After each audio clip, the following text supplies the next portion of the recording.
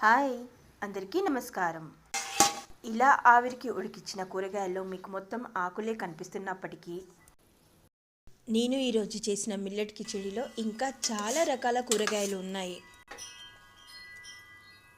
వీలైనంత వరకు ప్రెషర్ కుక్కర్ని వాడడం తక్కువ చేద్దామన్న ఆలోచనతో గత నెల రోజుల పైనుంచి కూడా నేను అన్ని వంటలు ప్రెషర్ లేకుండానే వండుతున్నాను. Pressure cooker వాడకుండానే వండుతున్నాను. ఇన్ని రకాల కూరగాయలు పెసర్లు వేసి నేను ఈ మిల్లెట్ కిచడీ ఎలా చేశానో లాంగ్ వీడియో పోస్ట్ చేస్తాను, తప్పకుండా చూడండి. చూసిన తర్వాత ఇంత సులువా అంటారు. అలాగే సర్వింగ్ టైంలో కూడా చూడండి.